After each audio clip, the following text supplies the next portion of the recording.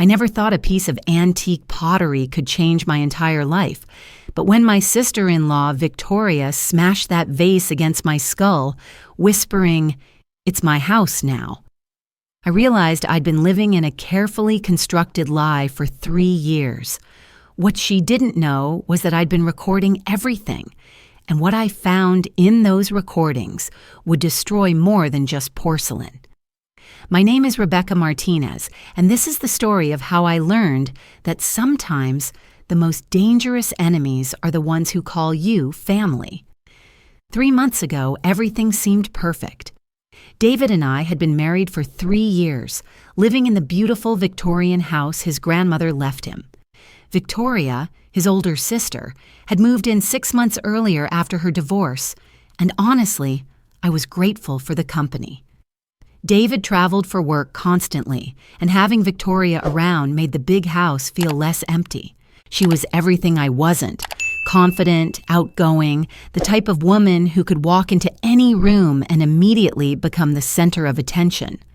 Where I preferred quiet evenings with a book, Victoria loved hosting dinner parties and weekend gatherings. She had this way of making everyone feel special, like they were the most important person in the world. "Rebecca, honey, you're so lucky to have found David," she'd say, arranging flowers in the antique vase that sat on our mantelpiece. "This house has been in our family for generations. Grandmother would be so happy to see it filled with love again." The vase was beautiful, hand-painted with delicate roses, probably worth more than my car. It had been a wedding gift from David's grandmother just before she passed, along with the house. Victoria always seemed drawn to it, running her fingers along its surface whenever she walked by. Have you ever felt like someone was cataloging everything in your home? That subtle feeling that they're not just admiring your things, but somehow evaluating them. That feeling started small. Victoria would ask innocent questions about our insurance policies, about whether we'd updated the deed after our marriage. "Just looking out for you two," she'd laugh. "David's so scattered with all that traveling. Someone needs to make sure your affairs are in order." I should have paid attention to that word, affairs, but I was too trusting, too grateful for her apparent care. When David left for his latest business trip to Chicago, Victoria's questions became more frequent, more specific. "Rebecca, sweetie, where do you keep the important documents? The house papers and all that?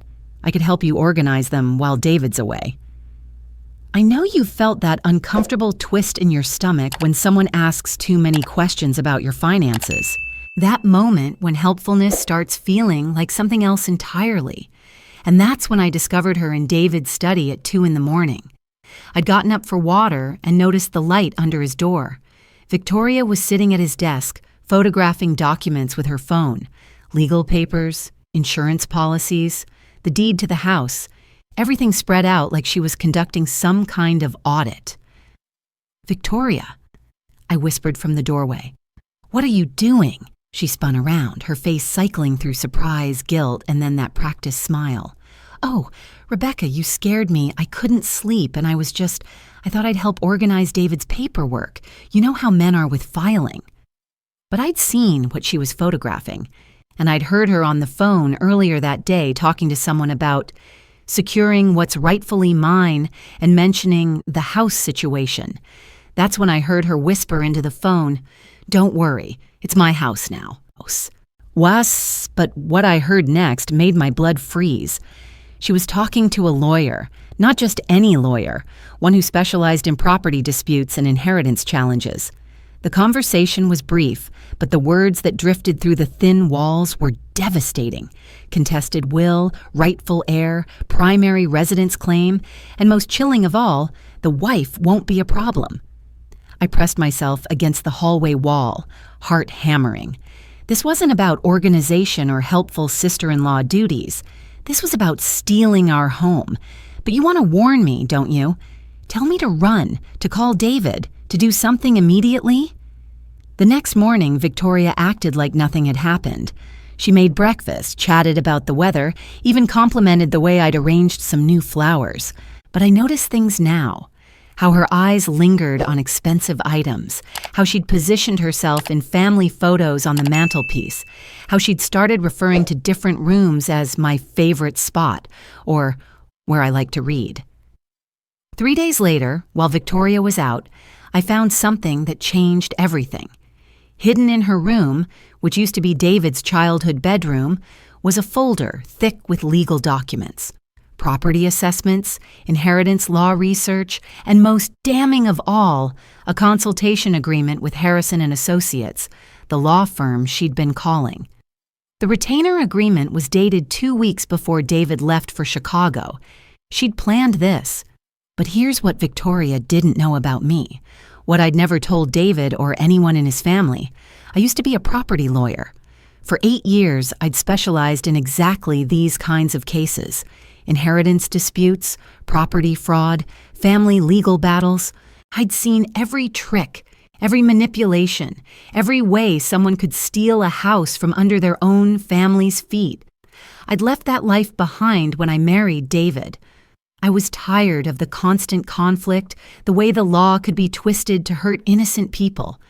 I wanted peace, normalcy, a quiet life where I could trust the people around me. Do you think I was naive? Or was Victoria just that calculating? Looking at those documents, seeing my own husband's signature forged on several papers, I realized I'd been playing checkers while Victoria was playing chess. She hadn't just moved in to recover from her divorce. She'd moved in to steal our house. And she'd been documenting everything, building a case that she was the primary caretaker, the one who'd been maintaining the family property while David was always traveling. The legal strategy was actually brilliant in a completely amoral way. She was claiming that David had verbally promised her the house before our marriage, that she'd been the one caring for their grandmother in her final years, and that my marriage to David was somehow fraudulent, a scheme to steal family property. But there was something else in that folder, something that made my hands shake as I photographed every page. Victoria wasn't working alone. If you were in my position, discovering that your family had been plotting against you for months, what would your first instinct be? I wanted to confront her immediately, to throw those papers in her face and demand an explanation. But 8 years of legal training had taught me something valuable. Evidence gathered in anger is worthless if you can't prove how you obtained it. So I did something that felt completely foreign to the person I'd become over the past 3 years. I started building a case. First, I set up discrete recording devices in common areas. Completely legal in our state as long as one party consents, and I certainly consented to recording conversations in my own home. Then I began documenting Victoria's behavior, her conversations, her comings and goings. What I discovered over the next 2 weeks was worse than I'd imagined. Victoria wasn't just planning to contest the will, she was planning to have me removed from the house entirely. The phone calls I recorded revealed a web of lies she'd been spinning to her lawyer, to old family friends, even to David himself during their private conversations. According to Victoria's version of events, I was a gold digger who'd manipulated David into marriage while his grandmother was dying. She claimed I'd isolated him from his family, that I'd been pressuring him to sell family heirlooms, that I'd even suggested putting his grandmother in a nursing home to free up the inheritance. None of it was true, but Victoria had been laying this groundwork for months, maybe years. Can you feel how the betrayal cuts deeper when it comes from someone you trusted completely? The worst part was listening to her practice her testimony. She'd stand in front of the bathroom mirror. I'd placed a recording device in the hallway outside and rehearse her sob story about how I'd stolen her brother and her family home, how their grandmother had specifically told her the house should stay in the family. David was so vulnerable after grandmother died, she'd practiced saying. Rebecca took advantage of his grief. She manipulated him into marriage before he could think clearly about protecting the family legacy. Every word was poison, but it was skillfully crafted poison. She'd found a narrative that painted me as the villain and herself as the protective sister trying to save her family's heritage. But Victoria made one crucial mistake. She assumed I was just a housewife, someone who'd never navigated the legal system, someone who'd crumble under pressure. She had no idea who she was really dealing with. And that's exactly when David came home early from his business trip, and everything exploded. I heard his car in the driveway at 3 p.m. on a Thursday, 2 days before he was supposed to return. Victoria was in the kitchen on the phone with her lawyer discussing their timeline for filing the inheritance challenge. "We need to move fast," she was saying. "David's so trusting he'll never see it coming. And Rebecca, well, she's not exactly the fighting type, is she?" The front door opened just as she said my name. "Honey, I'm home," David called out, his voice echoing through the house with that warm familiarity that had always made me feel safe. Victoria's face went white. She quickly ended her call, but I could see the panic in her eyes. She wasn't ready for this confrontation yet. "David," she called back, her voice artificially bright. "You're early. Rebecca will be so surprised." But I was already in the living room, positioning myself near the mantelpiece where our recording device was hidden. If this was going to be the moment of truth, I wanted every word documented. David walked in looking tired but happy, dropping his suitcase and opening his arms for a hug. "I missed you," he said, and for a moment, seeing his genuine smile, I almost forgot about the conspiracy I'd uncovered. "How was Chicago?" Victoria asked, moving to stand beside the antique vase, her fingers already reaching for it in that possessive way I'd noticed but never questioned. "Productive," David said, but something in his tone was off. He was looking between Victoria and me with an expression I couldn't read. "Actually, I need to talk to both of you about something important." My stomach dropped. Victoria's hand tightened on the vase, and that's when David said the words that would shatter more than just porcelain. "I know what's been happening here." The silence that followed was deafening. Victoria's knuckles went white as she gripped the vase, and I felt like the floor was dissolving beneath my feet. "What do you mean?" Victoria asked, her voice carefully controlled. David looked directly at me, and I saw something in his eyes I'd never seen before.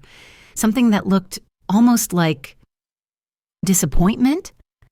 "Rebecca," he said slowly, "I know about the recordings." The world tilted. How could he possibly know about my surveillance equipment? I'd been so careful, so discreet. Unless... And Victoria, he continued, turning to his sister, "I know about the lawyer." That's when Victoria's composure finally cracked. "David, I can explain," she started, but he held up his hand. "No more lies," he said firmly. "I've been getting calls from Harrison and Associates for 2 weeks. Apparently, someone's been using my name and forged documents to build a case against my own wife." Victoria's face cycled through a dozen emotions: guilt, anger, fear, and finally, something that looked like desperation. "David, you don't understand," she said, her voice rising. "Rebecca isn't who you think she is. She's been manipulating you, recording private conversations, building some kind of case." "Against you?" I interrupted, my own voice surprisingly steady. "I was building a case against you, Victoria, because you've been planning to steal our house." David's head snapped toward me. "Recording conversations? Rebecca, what is she talking about?" And that's when I realized the horrible truth. David didn't know about my legal background. In 3 years of marriage, I'd never told him about my previous career, my expertise in exactly this kind of property dispute. To him, I was just his wife who'd somehow obtained sophisticated surveillance equipment and legal knowledge out of nowhere. I looked like the paranoid, suspicious spouse. Victoria looked like the victim of my surveillance. "David," I said carefully, "there's a lot you don't know about what's been happening here." "Apparently, there's a lot I don't know about either of you," he replied, and the disappointment in his voice cut through me like glass. Victoria saw her opening and took it. "David, I was only trying to protect our family's interests because I could see what Rebecca was doing," she said, tears starting to form in her eyes. She's been acting so strange since you've been traveling more, asking questions about grandmother's will, about the house value. I got scared and consulted a lawyer just to understand our rights. It was masterful manipulation. She'd taken every true thing I discovered about her and flipped it, making me the suspicious one, the threat to family harmony. "Is that true, Rebecca?" David asked. "Have you been questioning our ownership of the house?"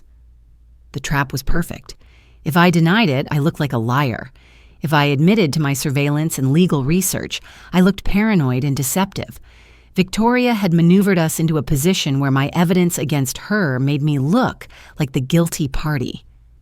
"David," I said slowly, "I need you to listen to me very carefully. Your sister has been planning to contest your grandmother's will. She's been what?" David's voice was rising now. "Rebecca, this is insane. Victoria loved our grandmother. She spent more time with her in the last year than I did because of my work schedule. Why would she contest anything?" Victoria was crying now, real tears that made her look vulnerable and betrayed. "I just wanted to make sure we were all protected legally," she sobbed. "And when I found out Rebecca was recording us, spying on private family conversations—" "You were recording private conversations?" David's voice was ice cold now. I felt the walls closing in around me. Everything I'd discovered, all the evidence I'd gathered, suddenly made me look like the villain in this story. "David, please," I said. "Let me show you what I found in her room, the documents, the legal research, the consultation agreements." "You went through my private belongings?" Victoria gasped, her tears flowing harder. "David, she's been going through my personal things, recording me without my consent, treating me like a criminal in what's supposed to be my family home." The phrase hit like a physical blow. My family home. Not our family home or the family home. Victoria had just claimed possession, and she'd done it in a way that made David feel protective of her rather than suspicious. "Rebecca," David said, his voice dangerously quiet, "I think you need to explain yourself. Right now." And that's when Victoria made her move.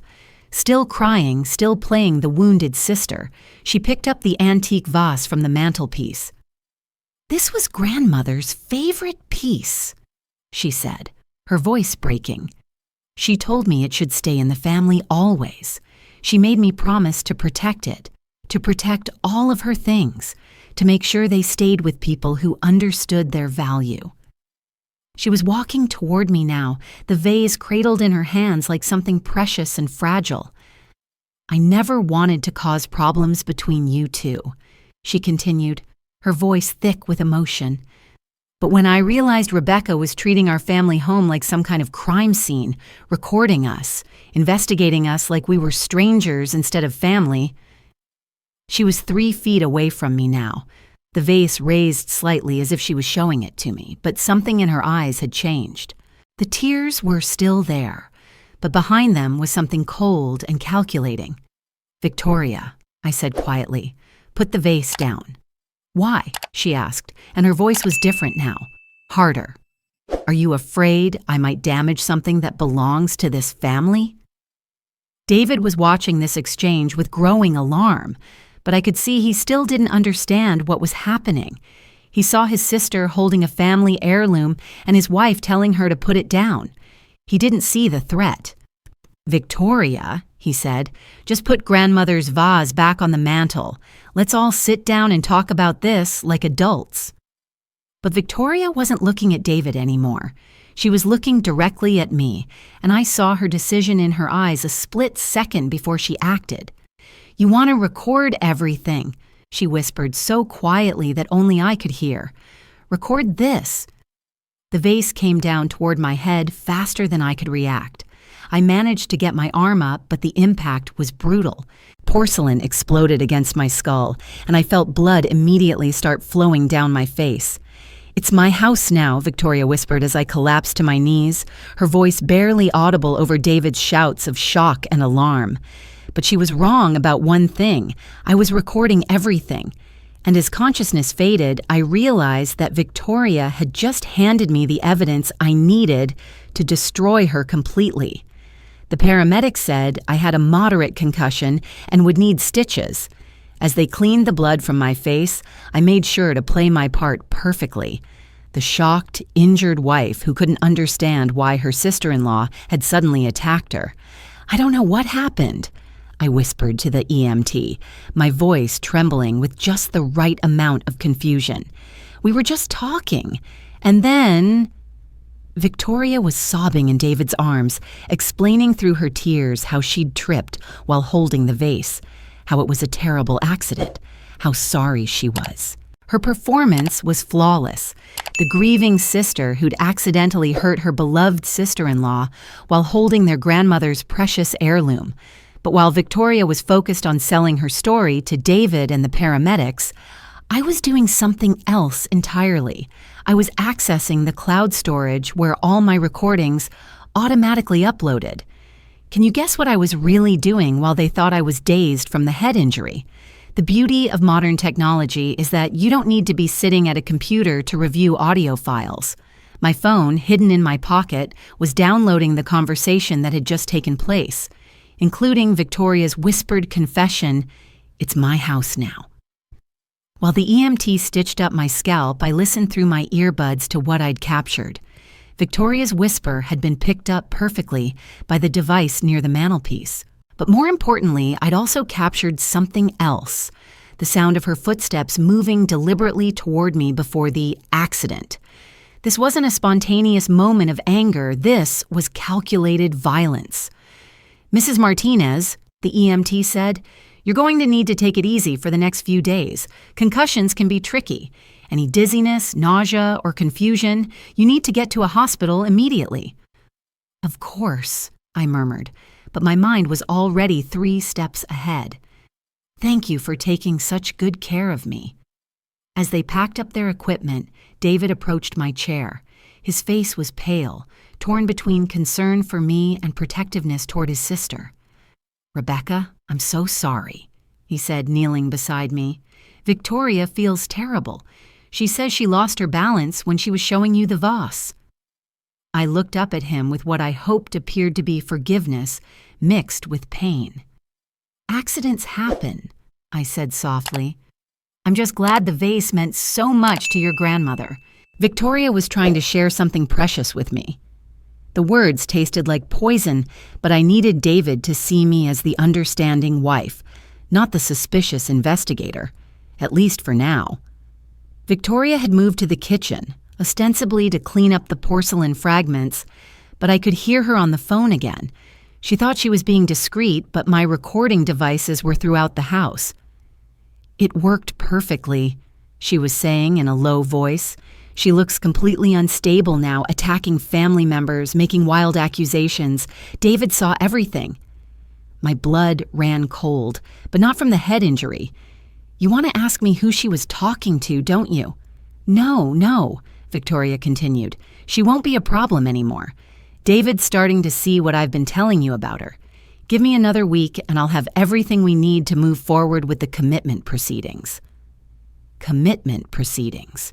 She wasn't just trying to steal the house. She was trying to have me declared mentally incompetent. That's when I realized Victoria's game was far more sophisticated than I'd given her credit for. The inheritance challenge was just phase 1. Phase 2 was eliminating me as a credible witness to her fraud by having me institutionalized for paranoid delusions about family members trying to steal our home. It was brilliant.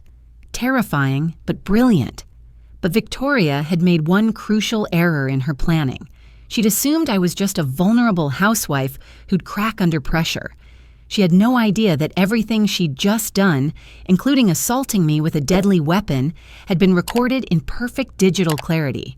While she was on the phone plotting my involuntary commitment, I was uploading her confession to 3 different cloud servers and sending copies to an encrypted email account I'd set up years ago. If you've lived through betrayal this deep, you know the strange clarity that comes with finally seeing the complete picture. That evening, while David fussed over me and Victoria maintained her performance as the remorseful sister, I made a decision that would have been unthinkable just 24 hours earlier. I was going back to war. At 2 a.m., when both David and Victoria were asleep, I quietly made my way to David's study. My head was pounding, but my mind was crystal clear. I had work to do. The first call I made was to my former law partner, Sarah Chen. We'd built one of the most successful property law practices in the state before I'd walked away to marry David. Sarah had begged me not to retire, warning me that I'd miss the intellectual challenge, the thrill of outmaneuvering opposing counsel. She'd been right, but I'd never imagined I'd need those skills to save my own home. Rebecca? Sarah's voice was groggy, but immediately alert when she recognized my number. It's been 3 years. Are you okay? Sarah, I need your help, I said quietly. And I need you to not ask questions until I've explained everything. Jesus, what time is it? Never mind, talk to me. Over the next hour, I laid out Victoria's entire scheme. The inheritance challenge, the forged documents, the systematic campaign to paint me as an unstable gold digger, and finally, the plan to have me committed so I couldn't contest her claims. Sarah listened without interruption, and I could almost hear her legal mind processing the information, identifying the weak points in Victoria's strategy, the evidence we'd need to destroy her completely. Rebecca, she said finally, this is sophisticated legal manipulation. Whoever's advising Victoria knows exactly what they're doing, but they made one mistake. What's that? They picked the wrong target. You're not some helpless housewife. You're one of the best property lawyers I've ever worked with.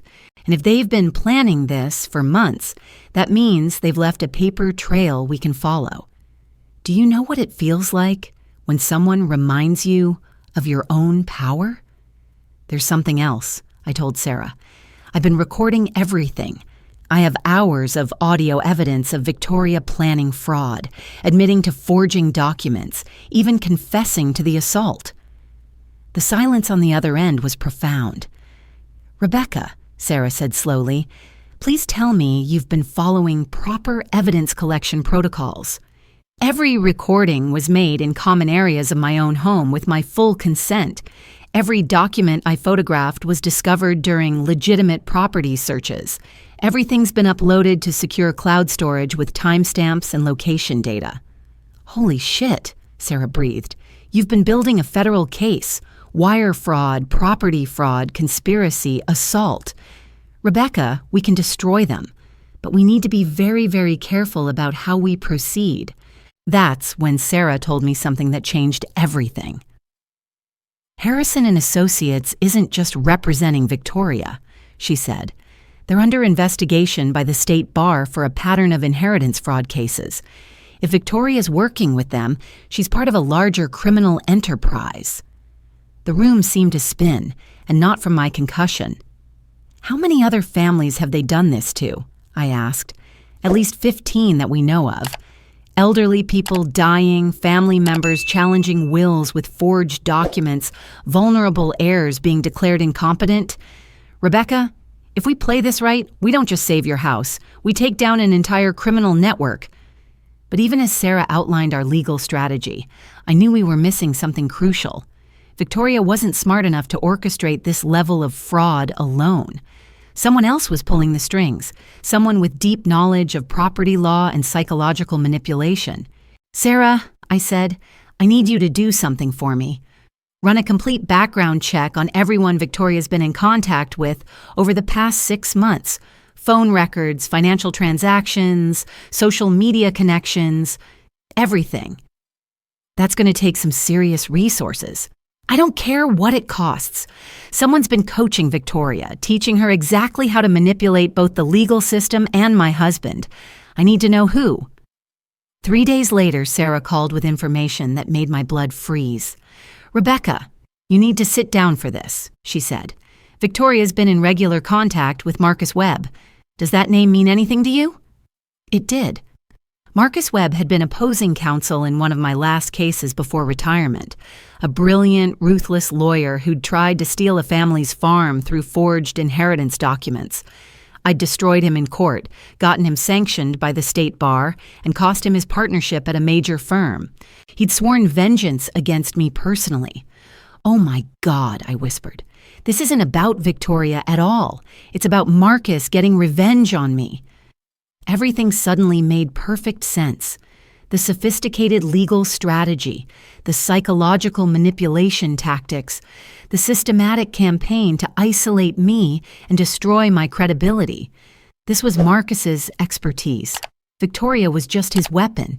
Can you imagine discovering that your entire marriage has been targeted by someone seeking revenge?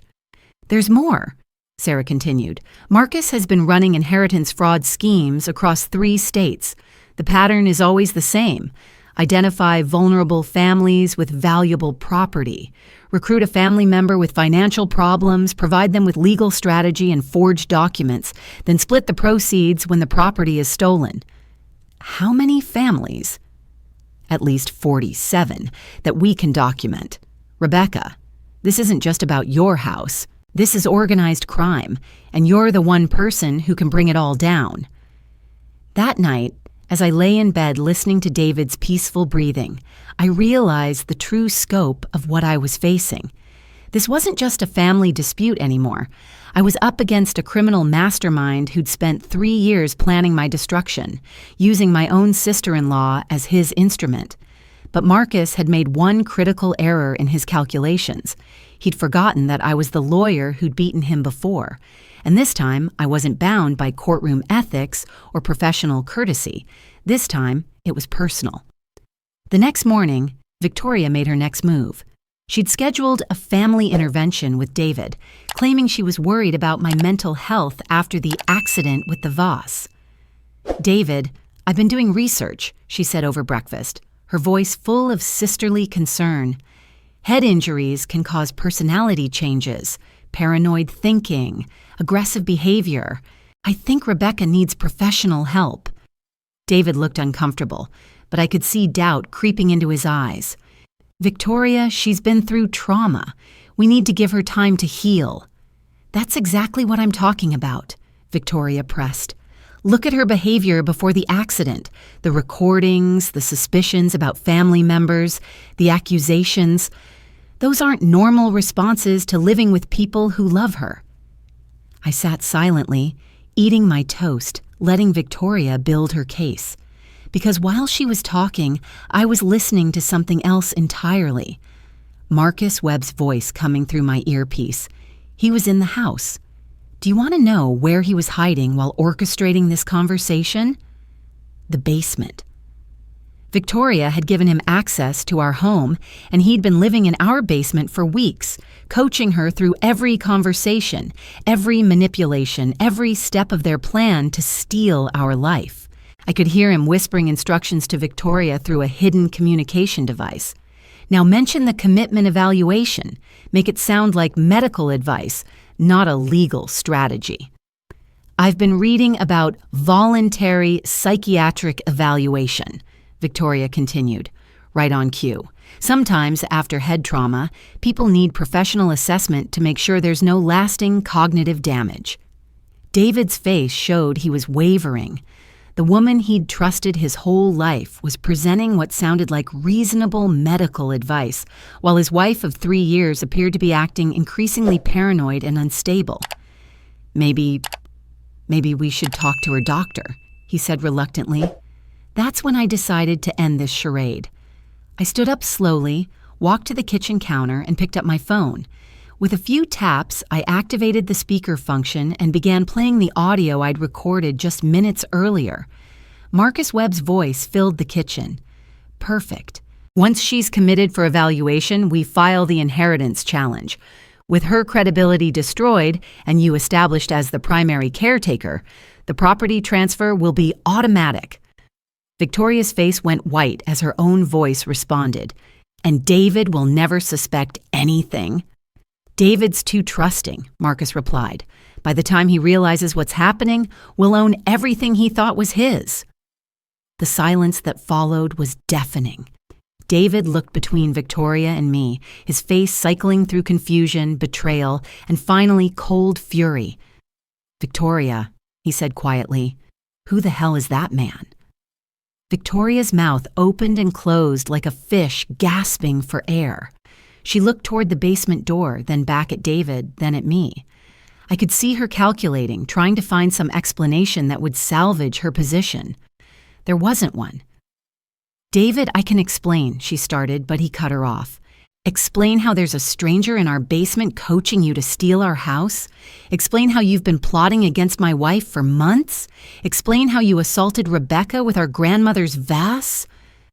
That's when Victoria made her final desperate play. "David, she's manipulating you," she screamed, pointing at me. "Can't you see?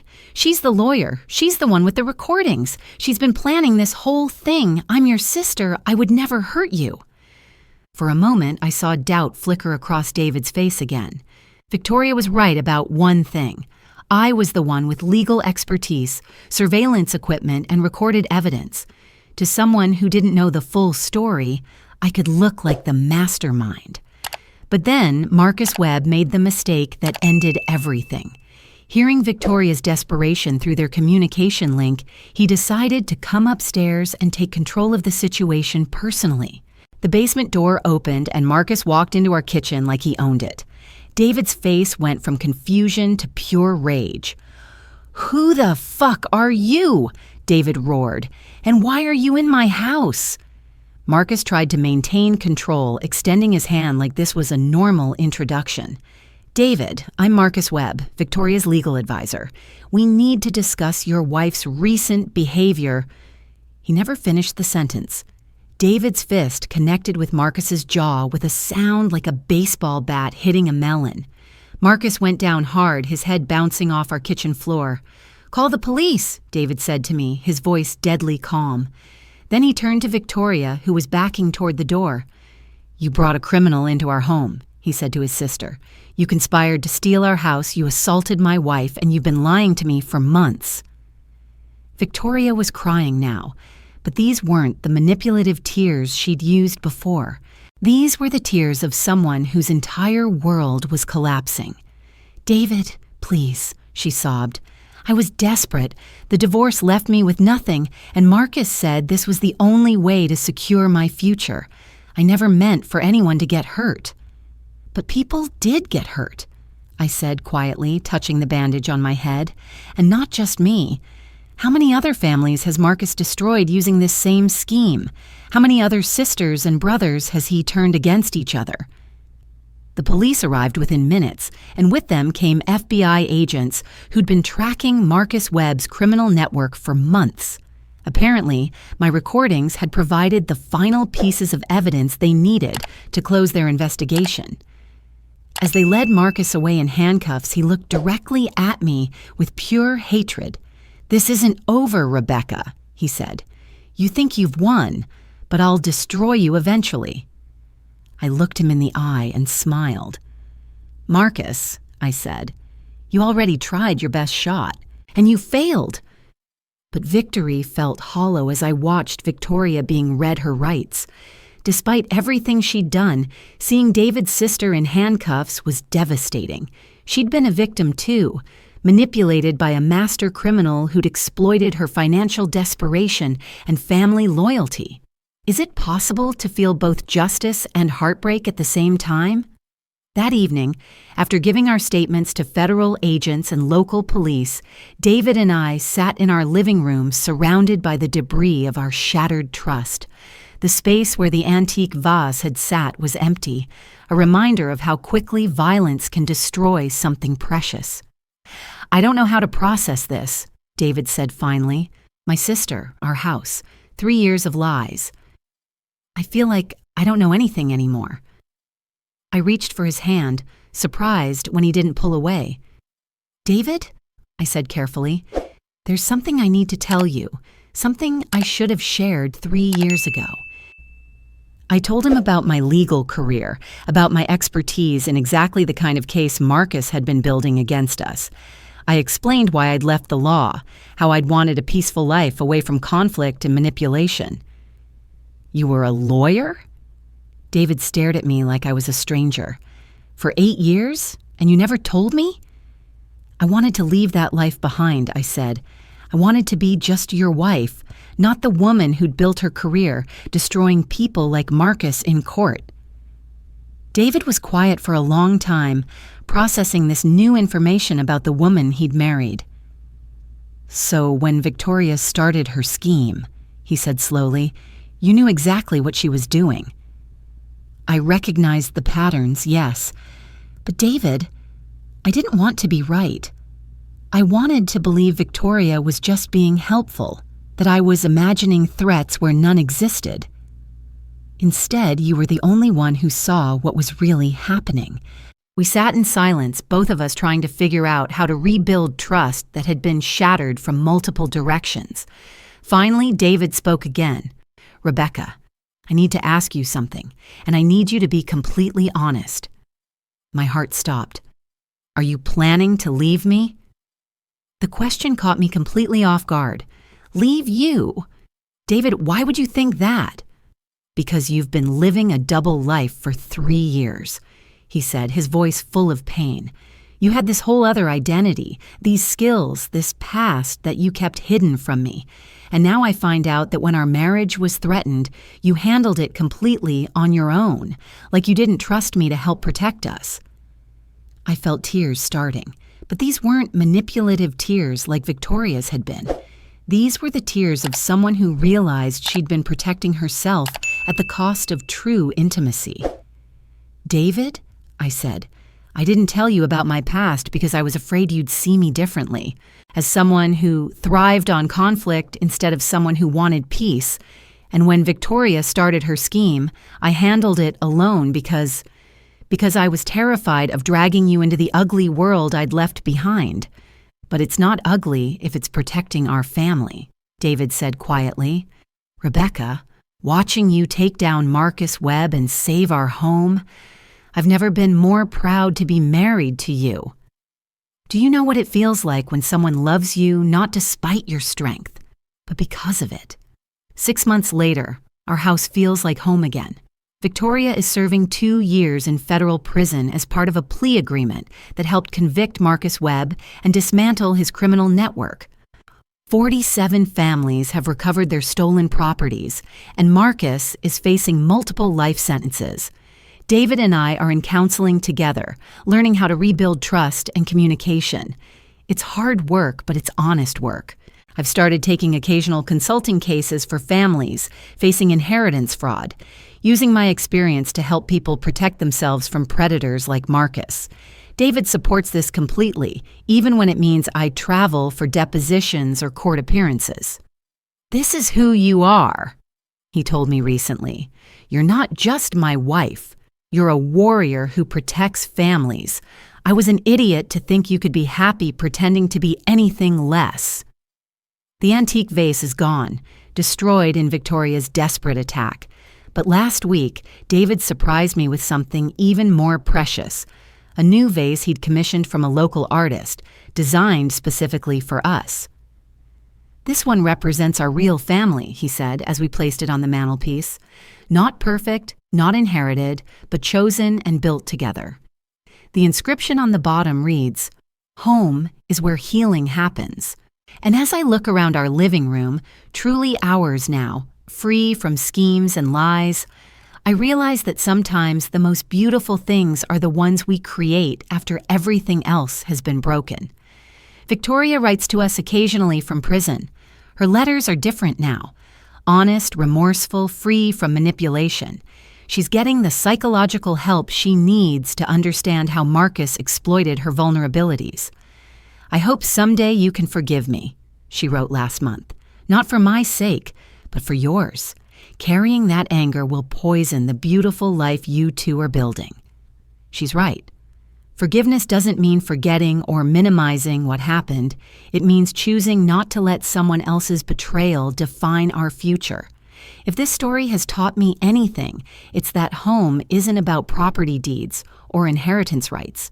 Home is about the people who stand with you when everything falls apart, who love you enough to rebuild trust from the ground up, who see your scars and call them beautiful.